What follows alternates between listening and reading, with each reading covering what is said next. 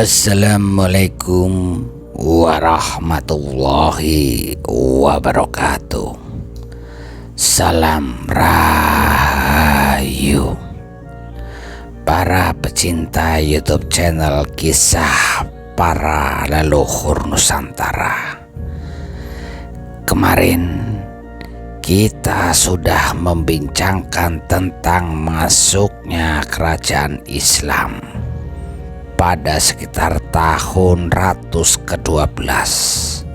Ya, Nusantara telah melahirkan kerajaan-kerajaan yang bercorak Islam, yang ekspansionis, seperti Samudra Pasai di Sumatera dan Kerajaan Demak di Jawa. Dengan munculnya kerajaan-kerajaan tersebut, secara perlahan-lahan mengakhiri kejayaan Sriwijaya dan kerajaan Majapahit.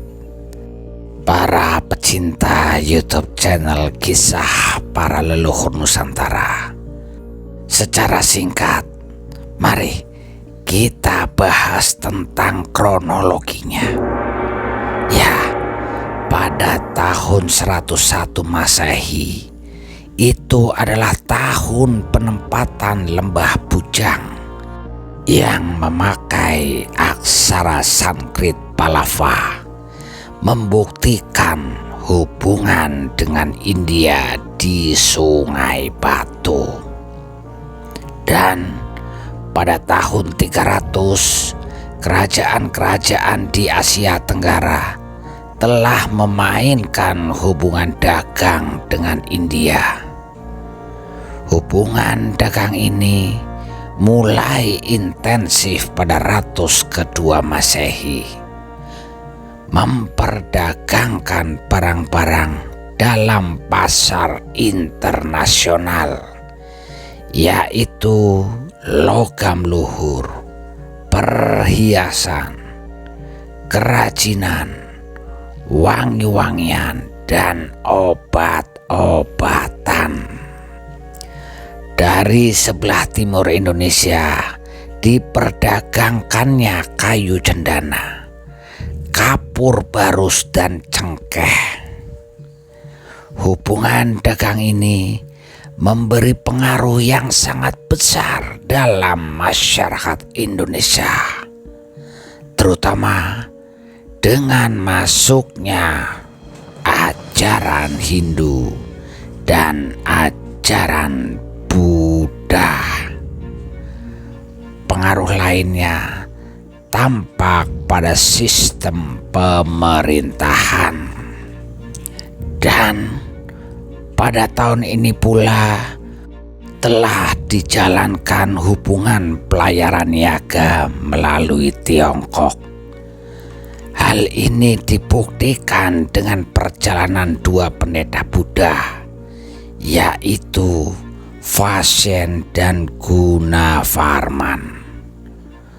Hubungan dagang ini telah lazim dijalankan.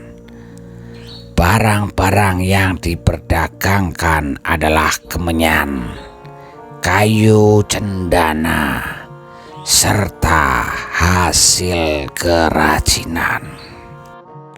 Dan kemudian pada tahun 400 Masehi, Hindu dan Buddha telah berkembang di Indonesia. Hal ini dilihat dari sejarah kerajaan-kerajaan serta peninggalan-peninggalan pada masa itu. Antara lain yaitu prasasti, candi, patung dewa, seni ukir, barang-barang logam. Keberadaan kerajaan Tarumanegara diberitakan oleh orang Cina. Lanjut pada tahun 603, kerajaan Melayu berdiri di hilir Batanghari. Kerajaan ini yaitu konfederasi dari para pedagang-pedagang yang bersumber dari Minangkabau. Tahun 683 Melayu runtuh oleh serangan Sriwijaya. Pada tahun 671 seorang pendeta Buddha dari Tiongkok bernama Itsing beranjak dari Kanton ke India. Dia singgah di Sriwijaya bagi berupaya dapat mengelola bahasa Sangsekerta. Kemudian dia singgah di Melayu selama 2 bulan dan baru melanjutkan perjalanannya ke India. Pada tahun 685 Itsing kembali ke Sriwijaya. Di sini ia tinggal selama 4 tahun untuk menerjemahkan kitab suci Buddha dari bahasa Sangsekerta ke dalam bahasa Tionghoa. Dan pada tahun 692 salah satu kerajaan Buddha di Indonesia, yaitu Kerajaan Sriwijaya, tumbuh dan berkembang pesat menjadi pusat perdagangan yang dikunjungi oleh para pedagang dari Arab, dari Parsi, dan dari Tiongkok. Dan yang diperdagangkan antara lain tekstil, kapur barus, mutiara, rempah-rempah, emas, dan perak. Wilayah kekuasaannya mencakup Sumatera, Semenanjung Malaya, Kamboja, dan Jawa. Sriwijaya juga menduduki jalur perdagangan Selat Malaka dan Selat Sunda, serta Laut Cina Selatan. Dengan penguasaan ini, Sriwijaya mengontrol lalu lintas perdagangan antara lain Tiongkok dan India, sekaligus membuat kekayaan bagi kerajaannya. Pada tahun 932, restorasi kekuasaan Kerajaan Sunda.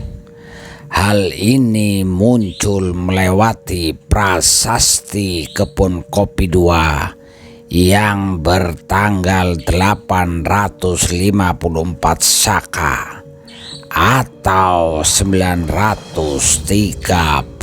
Masehi.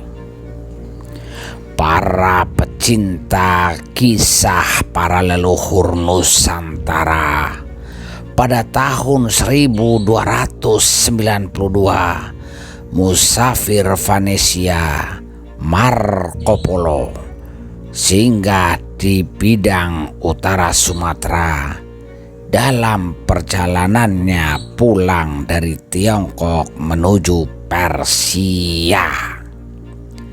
Marco Polo berpendapat bahwa Perlak yaitu sebuah kota Islam. Dan pada tahun ini juga Raden Wijaya atas izin Jaya Katuang membuka hutan tarik menjadi pemukiman dan yang disebut Majapahit. Nama ini bersumber dari pohon maja yang berbuah pahit di lokasi ini. Pada tahun 1293, Raden Wijaya memanfaatkan tentara Mongol untuk menggulingkan Jayakatwang di Kediri, memukul mundur tentara Mongol. Lalu ia naik tahta sebagai Raja Majapahit pertama pada tanggal 12 November. Pada tahun 1293 sampai dengan 1478, kota Majapahit menjadi pusat kemaharajaan yang pengaruhnya membentang dari Sumatera sampai ke Papua, kecuali Sunda dan Madura. Daerah urban yang padat dihuni oleh populasi yang kosmopolitan ini menjalankan berbagai macam pekerjaan. Kitab Negara Kertagama menggambarkan keluhuran budaya Majapahit dengan cita rasa yang halus dalam seni, dalam sastra, serta dalam ritual keagamaan. Pada tahun 1345 sampai dengan 1346, musafir Maroko Ibnu Battuta melewati samudra dalam perjalanannya dari Tiongkok. Diketahui bahwa samudra yaitu pelabuhan yang sangat penting, lokasi kapal-kapal dagang dari India dan Tiongkok. Ibnu Battuta mendapati bahwa penguasa samudra yaitu pengikut mazhab Syafi'i, salah satu ajaran dalam Islam. Selanjutnya, pada tahun 1350 sampai dengan 1389, puncak kejayaan Majapahit di bawah pimpinan Raja Hayam Wuruk dan patihnya Gajah Mada. Majapahit menduduki semua kepulauan di Asia Tenggara, bahkan Jazirah Malaya, sesuai dengan Sumpah Palapa yang menyatakan bahwa Gajah Mada menginginkan Nusantara bersatu. Pada tahun 1478, Majapahit runtuh sesudah peristiwa serangan Demak. Kota ini berangsur-angsur dibebaskan masyarakatnya, tertimbun tanah dan menjadi hutan jati. Pada tahun 1570, Pajajaran, ibu kota kerajaan Hindu terakhir di Pulau Jawa, dihancurkan oleh Kesultanan Banten. Para pecinta YouTube channel Kisah Para Leluhur Nusantara, itulah kronologisnya. Sekarang kita lanjutkan dengan kerajaan Hindu-Buddha. Ya, kerajaan Hindu-Buddha di Kalimantan dan juga kerajaan Hindu-Buddha di Jawa. Tetapi akan kami kupas, akan kami kisahkan di video selanjutnya.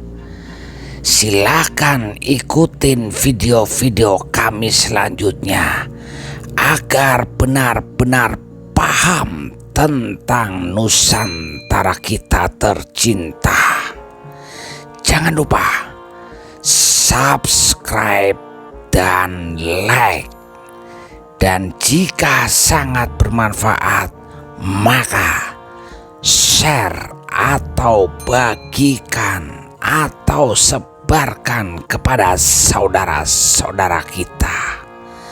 Terima kasih. Wassalamualaikum warahmatullahi wabarakatuh. Salam Rahayu.